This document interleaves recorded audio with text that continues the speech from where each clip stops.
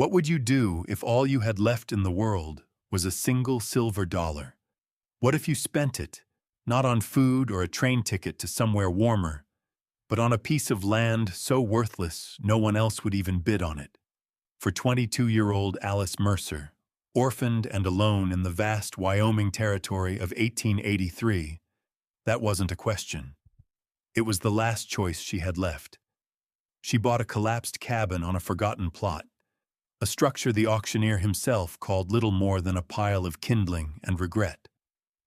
But what the jeering crowd didn't know, and what Alice herself could never have imagined, was that the ruin she purchased wasn't an ending, but a beginning.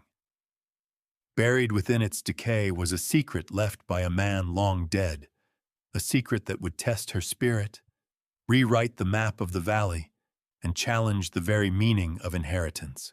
So settle in and let us know where you're watching from, as we tell a story of how a girl with nothing learned that true wealth isn't something you own, but something you build. The dust of Covenant Creek settled on everything, a fine, gritty powder that coated Alice's worn black dress and clung to the grief that had followed her west. It had been 6 months since the fever took her father, and 3 since her mother had followed him, leaving Alice with a small house sold for pennies and a train ticket to a place she'd only ever seen on a map. She had come here chasing a rumor of work, but the rumors had dried up like the creek beds in August. Now, standing in the thin shade of the livery stable, she clutched the last of her inheritance in her palm, one smooth, heavy silver dollar. The town auction was a cruel spectacle for someone so destitute. Men in dusty hats bid on livestock and farm equipment, their voices confident and booming, while their wives inspected bolts of calico and sacks of flour. Alice was invisible, a ghost at the feast. She watched as parcels of land were sold, each one a testament to a future she couldn't afford. Then, the auctioneer, a man with a sweat-stained collar, called out the final lot. "All right, folks, last item of the day. Lot 17, quarter section up in the dry wash. Comes with a structure of a sort." A ripple of laughter went through the small crowd. Everyone knew Lot 17. It was the old surveyor's folly, a cabin that had started collapsing the day he finished it, built on land so rocky and dry even the sagebrush struggled. "Do I have an opening bid? Any bid at all for this rustic opportunity?" Silence. The auctioneer sighed, ready to move on. That's when Alice felt the coin, cool and final, in her hand. It was an impulse born of desperation, a refusal to simply drift away into nothing. Her voice was a bare whisper, but in the expectant quiet, it carried. $1. The auctioneer squinted, locating the sound. He saw a thin girl, all sharp angles and shadowed eyes, looking as broken as the property she was bidding on. A heavy-set rancher with a silver watch chain, a man named Silas Croft, let out a loud guffaw. "Girl's buying herself a pile of firewood," he said to his neighbor, loud enough for all to hear. The auctioneer ignored him, his eyes on Alice. $1 is the bid. Do I hear 2? Going once? Going twice?" He paused, giving the crowd one last chance to save her from her foolishness. No one spoke. The hammer fell with a sharp crack that echoed the breaking of her last tie to her old life. "Sold, to the young lady for $1. Alice walked forward, placed the coin on the wooden block, and accepted the slip of paper that was now her deed. She owned land, she owned a home, and she had never felt more alone or more terrified in her entire life.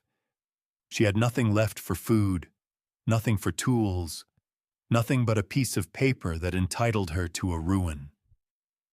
The walk to Lot 17 was long, taking her away from the small cluster of buildings that made up Covenant Creek and out into the vast, indifferent expanse of the high plains. The sun beat down, and the wind, a constant presence here, pulled at the loose strands of her hair. The land was exactly as described, a shallow, dusty wash littered with stones and brittle scrub, and there, slumped in the middle of it like a tired old man, was her cabin. It was worse than she'd imagined. The roof had a hole in it the size of a wagon wheel. One wall bowed precariously inward, and the door hung from a single leather hinge, creaking a mournful rhythm in the wind. Stepping inside was like entering the skeleton of a long-dead animal. Dust motes danced in the shafts of sunlight piercing the roof, illuminating warped floorboards and walls chinked with dried mud and crumbling hope. There was a small stone hearth in one corner, a rickety table, and nothing else. This was it, the sum total of her worldly possessions. That night, she didn't even try to sleep on the floorboards. She swept a corner clean of the worst of the debris and huddled there, wrapped in her only shawl, listening to the coyotes yipping in the distance. The loneliness was a physical weight, pressing down on her chest. She had wagered everything on this place, and it felt like a fool's bet. The next morning, fueled by a stubborn refusal to despair, she began to work. She had no tools, but she had her hands. She started by clearing the debris, dragging splintered boards outside, sweeping the floor with a makeshift broom of sagebrush. It was pointless labor, perhaps, but it was action. It was a way of telling the vast, empty landscape that she was still there. As she swept around the hearth, the bristles of her broom caught on a loose stone at the base. It wobbled under the pressure. Curious, she knelt, her fingers tracing the edges. It wasn't set right. Using a smaller rock as a lever, she pried at the hearthstone. It lifted with a grating sound, revealing a dark, hollow space beneath. Her heart gave a sudden, sharp thump. Reaching into the cavity, her fingers brushed against something wrapped in oilskin. She pulled it out. It was a small, tightly bound pouch, surprisingly heavy. With trembling hands, she unwrapped it. Inside, protected from the damp and decay, was not a bag of coins or a precious jewel, but a folded piece of canvas, yellowed with age. She carefully unfolded it. It was a map, drawn by a steady, meticulous hand, showing the creeks and ridges of the surrounding foothills. And on it, marked with precise, deliberate crosses, were two other locations, labeled simply Shelter 2 and Shelter 3. What does a map like that mean, left behind in a place no one wanted? Was it the fantasy of a lonely surveyor, or a guide to something real? And for a young woman with nothing but the clothes on her back and a deed to a ruin, is it a path to salvation, or just another dead end? We'd love to hear your thoughts on what you would do in Alice's position in the comments below. If you're enjoying this story of resilience on the frontier, please consider liking this video and subscribing for more tales of quiet courage. Now, let's get back to Alice, as she holds a dead man's secret in her hands, and the town begins to take notice. Returning to Covenant Creek felt different this time. Before, she had been an anonymous drifter. Now she was a landowner, albeit a pitiable one. The whispers followed her as she walked toward the land office to officially register her deed. She saw Silas Croft, the rancher who had laughed at the auction, standing outside the general store. He tipped his hat in a gesture of mock respect, a cruel smirk on his face. "Morning, ma'am," he called out. "Enjoying your estate?" His cronies chuckled. Alice kept her eyes forward, her chin held high, and walked past without a word. Responding would only give him the satisfaction he craved. Her silence was her only shield. The land office was a small, quiet room that smelled of aging paper and stale ink. The clerk, a thin, balding man named Mr. Abernathy, peered at her over his spectacles. He seemed kind, his eyes holding a weary sort of sympathy. "Miss Mercer," he said, his voice soft. "To register the deed for Lot 17, I presume." He didn't need to ask. He had been at the auction. He stamped her papers with a heavy, final-sounding thud and slid them back across the counter. "It's official," he said, though he didn't sound congratulatory. "That land is yours." As Alice turned to leave, the door opened and an old woman entered. She was Arapaho, her face a beautiful, intricate map of wrinkles, her long gray hair in two neat braids. The townspeople gave her a wide berth, a mixture of fear and grudging respect in their eyes. The woman's dark, knowing gaze fell on Alice, lingering for a moment on the deed she held in her hand. The woman stepped closer, her voice low and raspy, like stones rubbing together in a dry creek bed. "You bought the surveyor's land," she stated, not asked. Alice simply nodded, unsure what to say. The old woman looked past her, out the dusty window toward the distant, hazy foothills. "Elias Thorne was a clever man," she murmured, more to herself than to Alice. "But not wise. He tried to hide the future." Then her eyes met Alice's again, sharp and clear. She spoke one final, cryptic sentence. "The surveyor didn't map the land. He mapped the water in the land." And with that, she turned and left the office, leaving Alice standing in a pool of sunlight, a strange and unsettling premonition prickling at the back of her neck. Water in the land? Lot 17 was in the middle of a dry wash. It made no sense. The rancher's mockery was easy to dismiss, but the old woman's words felt heavy, like a stone dropped into a deep well. They settled inside her, a puzzle she didn't have the pieces to solve. She left the town behind, the mocking laughter and the strange warning echoing in her thoughts, the hand-drawn map tucked safely inside her dress. The journey to the place marked Shelter 2 was not one of miles, but of elevation and effort. The map led her away from the flat plains and up into the rocky, juniper-stubbled foothills that formed the western edge of the valley. She carried what little she had, her shawl, a small tin of matches, and a half-full canteen. The air grew thinner, cooler. The sun was less a hammer and more a distant, watchful eye. After hours of climbing, following the faint lines on the canvas, she found herself in a small, hidden canyon. The map indicated she was there, but she saw nothing. There was only a sheer rock face, a tumble of boulders, and the sighing of the wind through the sparse pines. Disappointment, cold and sharp, pierced through her exhaustion. Had it been a hoax after all? A cruel joke left by a madman? She was about to turn back when she noticed it, a patch of brush growing in a strangely uniform line at the base of the cliff. It looked intentional. Pushing through the brittle branches, she found what they concealed. A low, narrow door, built of dark, weathered planks, and fitted so cleverly against the rock it was nearly invisible. Her breath caught in her throat. She pushed. The door swung inward on silent, well-oiled hinges, opening into cool darkness. She struck a match, the tiny flame sputtering to life, and stepped inside. The shelter was small, more a cave than a cabin, dug directly into the earth and shored up with thick timbers. It was dry and clean, the air still and cool. Against one wall was a simple rope cot with a folded wool blanket.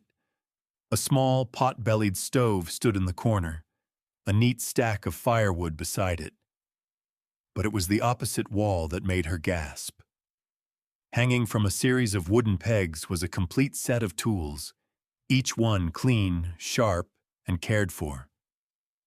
There was a heavy felling axe, A crosscut saw, a hammer with a smooth hickory handle, an auger, a draw knife, even a small box of nails and screws. They gleamed in the flickering matchlight, a treasure beyond any gold. This wasn't just a shelter. It was an outpost, a gift. That night, for the first time in months, Alice slept soundly, wrapped in the thick wool blanket, the solid earth around her a comforting embrace. She woke just before dawn to a faint scratching sound at the door. Cautiously, she opened it. A dog sat there, a gaunt, yellow-furred creature with ribs showing and one ear torn.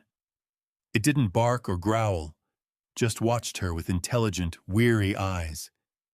It was another stray, another discarded thing, just like her. She had no food to spare, but she couldn't turn it away. She poured a little of her water into a cupped stone. The dog drank greedily, then lay down near the door, its head on its paws, as if it had decided to stand guard. In the quiet of the morning, with a solid roof over her head and a silent companion at her feet, Alice felt a flicker of something she hadn't felt in a very long time. A fragile, tentative hope. With the surveyor's tools, the impossible task of repairing the first cabin became merely difficult. Alice, with the yellow dog trotting faithfully at her heels, a companion she'd named Scout, made the journey back and forth from the hidden shelter to the collapsed ruin. The heavy axe felt alien in her hands at first, clumsy and dangerous. But day by day, she learned its rhythm, the satisfying thud as it bit into wood, the clean scent of pine that followed. She learned the language of the saw, the patient back and forth that could turn a fallen log into a straight beam. Her hands, once soft, became a road map of her labor, blistered and cut, then calloused and strong. She wasn't just rebuilding a cabin. She was rebuilding herself. As she worked, she began to notice the strangeness of the original construction. Elias Thorne had been a surveyor, a man of angles and precision. Yet the cabin on Lot 17 was deliberately, almost perversely, placed in the lowest part of the dry wash, a spot any fool knew would be the first to flood in a rare downpour. Why would a man who lived by the logic of the land build his home in such an illogical place? The question nagged at her. One afternoon, while struggling to reset one of the heavy foundation stones, she felt something rough on its underside. She dragged the stone over. There, faint but unmistakable, was a carving, a small, tight spiral, identical to a symbol on the map she hadn't been able to decipher. It was a marker. The cabin wasn't just a home. It was a point on a map, deliberately placed for a reason she still couldn't fathom. A shadow fell over her. She looked up to see a man on a tall bay horse, watching her from the edge of the wash. He was lean and weathered, his face etched with the kind of quiet grief she recognized in herself. He dismounted, his movements economical and sure. "Saw the smoke," he said, his voice a low baritone. "Didn't figure anyone was living out here." He introduced himself as Joseph Hale. He said his ranch bordered this land to the north. His eyes weren't mocking like Croft's, but they were intensely curious, taking in the repaired wall, the new roof beams, the set of fine tools laid neatly on a tarp. "That's a surveyor's axe," he observed, his gaze sharp. "Hard to come by." Alice simply nodded. It was here. Hale's eyes scanned the wash, the placement of the cabin, and then looked back at her. A flicker of something, suspicion maybe, or calculation, passed through his expression. "Strange place to build," he said, echoing her own thoughts. He didn't offer help, nor did he stay long. He mounted his horse, gave her a long, unreadable look, and rode off. leaving Alice with a deep sense of unease. He knew something, or suspected something. His presence felt less like a neighbor's curiosity and more like the beginning of a different kind of challenge. Days bled into weeks. The rhythm of labor became Alice's clock, the rising and setting of the sun her only master. With Scout as her constant, silent shadow, she fell into a routine. Mornings were for heavy work, felling deadfall pines in the foothills, dragging them down to the wash, and shaping them into beams and planks with the surveyor's tools. The physical exertion was a balm, silencing the worried chatter in her mind. Each swing of the axe, each pull of the saw, was a small victory against the overwhelming odds. She was eating better now, too. She had learned to set snares, catching the occasional rabbit, and had found a patch of wild onions near a seep in the rocks. It wasn't much, but it was enough. The cabin on Lot 17 was slowly transforming from a skeleton into a shelter. The hole in the roof was patched, the walls were straight and true, and a new, solid door hung squarely in its frame. One evening, as dusk painted the sky in shades of bruised purple and soft orange, Joseph Hale appeared again. He didn't ride into the wash this time, but waited at its edge, a silent figure on his horse. He dismounted and walked toward her, carrying a burlap sack. He set it down by the cabin door. "Winter's coming on fast," he said, his voice as quiet as the fading light. "Figured you could use this." Inside the sack were a bag of flour, a slab of salt pork, and a small tin of coffee. Alice stared at the provisions, her pride warring with her practical need. She hadn't spoken to another soul in weeks, and his sudden appearance, this offering, felt both like a kindness and a test. "I can't pay you for this," she said, her voice stiff. He shook his head, his gaze fixed on the cabin. "It's not a loan." He looked at her then, his eyes searching her face. Thorne, the man who owned this plot. He was known for two things: his skill with a transit and his hatred for the big cattle outfits. Said they were strangling the territory, claiming all the water for themselves. He let the words hang in the air for a moment. A man like that doesn't build without a reason. He turned and walked back to his horse without another word, leaving the sack and his cryptic statement behind. That night, by the light of her small fire, Alice unrolled the canvas map again. She looked at the spiral she had found on the foundation stone, and then at the corresponding symbol on the map. It was placed at the center of a series of faint, wavy lines that she had assumed were topographical contours. But Hale's words, combined with the old Arapaho woman's warning, sparked a new idea. She held the map closer to the firelight. The lines didn't match the hills and ridges she could see. They flowed and pooled in ways the surface terrain did not. Her heart began to beat faster. Elias Thorne hadn't been mapping the land. He had been mapping what was under it: the water. She had to find the third shelter. She had to know the full truth. The journey to Shelter 3 was the hardest yet. The map led her deep into the high country, into a pine-choked ravine where the air was sharp with the scent of pitch and cold stone. The trail was little more than a game path, and twice she thought she was lost. But the surveyor's lines were true, and finally she found it. Tucked under a granite overhang, almost completely obscured by ancient, moss-covered pines, was the smallest cabin of the three. It was less a shelter and more a hermitage, a place of deep and focused work. The single room was dominated by a large drafting table, its surface stained with ink and scored with calculations. Surveying tools, a brass transit, a Gunter's chain, measuring rods, were hung neatly on the walls. It was the workshop of a man obsessed. In the corner, half hidden under a canvas tarp, was a heavy, iron-bound box. It was locked. She had brought a small pry bar from Shelter 2, and with a grunt of effort, she forced the lock.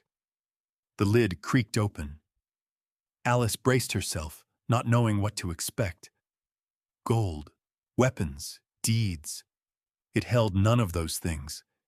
It was filled with paper. There were ledgers, notebooks, and bundles of letters tied with twine. She lifted out the top journal and opened it. The handwriting was the same as on the map. Neat, precise, controlled. It was the journal of Elias Thorne. She sat on the floor, the afternoon light slanting through the single dusty window, and began to read. The story that unfolded was one of quiet, methodical rebellion. Thorne, in his years of surveying for the territory, had discovered something extraordinary. A hidden system of artesian wells and interconnected underground streams. A vast, untapped aquifer flowing beneath the seemingly barren valley. It was a secret source of life in a land defined by its scarcity. He knew instantly what such a discovery would mean. Men like Silas Croft would claim it, fence it, and use it to build empires, leaving the small homesteaders to perish from thirst. Thorne had seen it happen before, so he decided to hide it in plain sight. He bought Lot 17, the worthless piece of land directly over the aquifer's most accessible point. He built the 2 hidden shelters as supply caches and workshops. He created the map not as a guide to treasure, but as a series of tests. It was an inheritance designed not for an heir of blood, but for an heir of spirit, someone desperate enough to buy the ruin, observant enough to find the map, and determined enough to follow it. At the very bottom of the box was a sealed envelope. On it was written, "To a steward." Her hands trembled as she opened it. The letter within was short. "If you are reading this," it began, "then you have proven your worth. This valley does not need another king. It needs a caretaker. The water belongs to the land, and to all who live on it with respect. The cabins are the keys. The choice of what to do with them is now yours. Do not let the greedy men win." Alice leaned back against the cold stone wall, the letter resting in her lap. The weight of the discovery settled over her. The mocking laughter of the crowd, the cryptic warnings, Joseph Hale's suspicious gaze, it all clicked into place. She hadn't just found shelter. She had been entrusted with the future of the entire valley. She understood now. She was not an owner. She was a steward. The first snows came early that year, a sudden, furious blizzard that descended from the mountains without warning. Alice was at Shelter 2, reinforcing the door against the coming winter, when the sky turned a bruised, slate gray, and the wind began to howl. Within an hour, the world outside was a churning vortex of white. She was trapped. She had enough firewood to last for days, and a small supply of the food Joseph Hale had given her. But the sheer violence of the storm was terrifying. It screamed through the pines, and snow began to pile in deep drifts against her hidden door. For 2 days, she did not leave the shelter, keeping the small stove fed, listening to the rage of the elements. On the 3rd morning, the wind died down to a low moan. Peeking outside, she saw a landscape transformed, buried under a thick, pristine blanket of snow. And then she saw movement. A horse, dark against the snow, was struggling through a massive drift not 100 yards away. It stumbled, went down to its knees, and did not get up. A figure dismounted, half falling into the deep snow. It was Joseph Hale. He had been checking his northern fence lines when the blizzard hit, trying to get back to his ranch when his horse gave out. He was covered in ice, his face pale with exhaustion and cold. Alice didn't hesitate. She plunged into the waist-deep snow, Scout floundering behind her, and fought her way to his side. He was barely conscious. "My horse," he mumbled, his words slurred. "Her leg." "We'll worry about the horse later," Alice said, her voice sharp with urgency. "We have to get you inside." She half dragged, half carried him back to the shelter, his dead weight a tremendous burden. She got him inside, stripped off his frozen coat, and wrapped him in the wool blanket on the cot. She stoked the fire until the stove glowed red, and forced hot, sweet coffee between his lips. It took hours for the shivering to stop. For the next 3 days, they were snowbound together in the tiny, earth-walled room. The enforced intimacy was unnerving at first, the space filled with a tense silence. But the shared crisis slowly chipped away at their reserve. He watched her tend to his horse, which she had managed to lead to the slight shelter of the rock overhang, splinting its leg with practiced efficiency. He saw the quiet competence with which she managed their dwindling resources. Finally he spoke, his voice raspy. "I knew Thorne was hiding something," he admitted, staring into the flames of the stove. "My own wells are running low. Croft is trying to buy me out, squeeze me out. I saw you, with those tools. I thought maybe you were working for him. A spy, sent to find whatever Thorne had buried." He looked at her, his eyes full of a weary regret. "I was wrong." He told her about his wife, taken by the same fever that had swept through Alice's family. He spoke of his struggle to hold on to his land, his fear for the future of the valley. In the dim, warm light of the shelter, they were no longer a suspicious rancher and a strange girl, but two lonely people who understood loss. The blizzard had been a test, and in surviving it together, something new had been forged between them. A fragile, unspoken trust. When the blizzard finally broke and the snow began to melt under a newly brilliant sun, the world felt washed clean. Joseph's horse was healing, and he was strong enough to ride. He left not as a suspicious neighbor, but as a quiet ally. "Be careful, Alice," he had said before he left. "When Croft finds out what you're sitting on, he won't be laughing anymore." His warning proved prophetic. Word of the strange girl in the surveyor's cabin had spread, amplified by her survival of the storm. Silas Croft, his curiosity piqued by Hale's continued interest in the worthless plot, rode out to Lot 17 himself. He found Alice splitting firewood, Scout watching from the cabin doorway. "Miss Mercer," Croft said, his tone oozing a false pleasantry. He dismounted, his bulk casting a long shadow. "I've been thinking. This is no place for a woman alone. I'll give you $20 for this plot. A fair price for a pile of rocks." Alice stopped her work, leaning on the axe handle. She looked him directly in the eye, her gaze steady. "It's not for sale, Mr. Croft." His smile tightened. "Everything is for sale, girl. Don't be a fool. $50. That's my final offer. More money than you'll see in a lifetime." From the edge of the wash, another voice cut in. "She said it's not for sale." Joseph Hale had ridden up, unheard in the soft earth. He sat on his horse, a rifle resting easy across his saddle, his presence a clear statement. Croft's eyes narrowed, shifting from Alice to Joseph. "Hale, so that's the way of it. You're trying to cut me out." "Nobody's cutting anyone out," Alice said, her voice clear and calm. She held Elias Thorne's legacy in her mind like a shield. "This land has a purpose, Mr. Croft, and it isn't for you." Defeated for the moment, Croft mounted his horse, his face dark with fury. "This isn't over." he snarled, and galloped away. Later that day, Joseph helped Alice dig. Following the meticulous notes in Thorne's journal, they chose a spot just a few yards from the cabin's foundation. The digging was easy in the soft, damp earth of the wash. Less than 6 feet down, the shovel hit wet mud.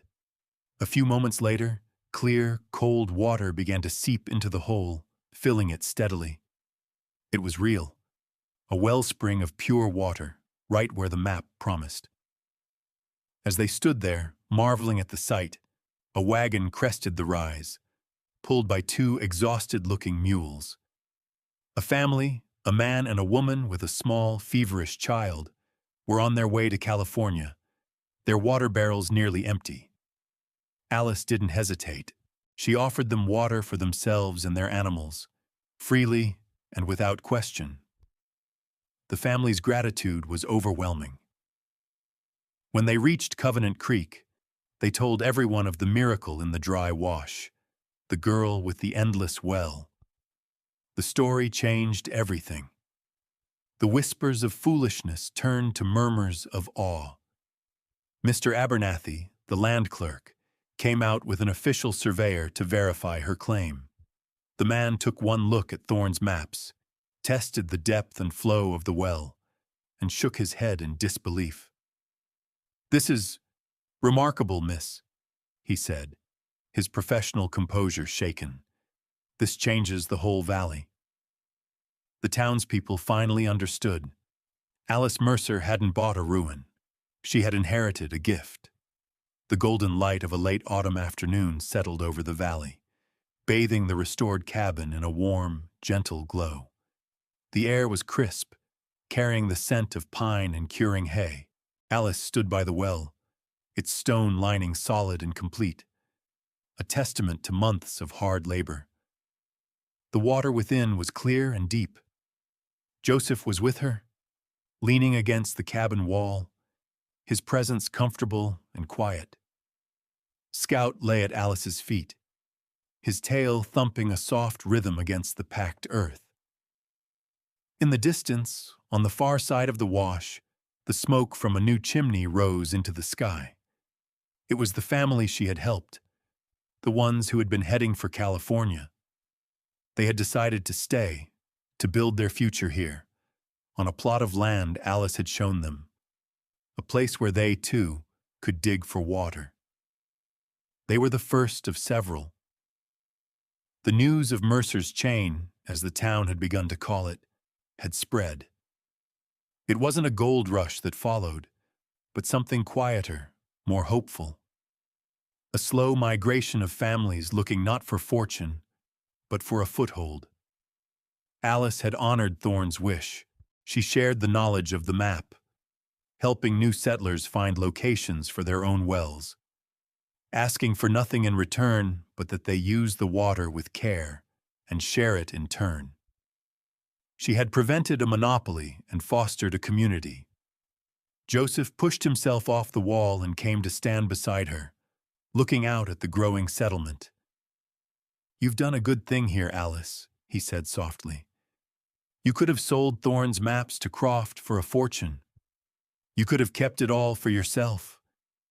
Alice watched the thin ribbon of smoke from her new neighbor's cabin.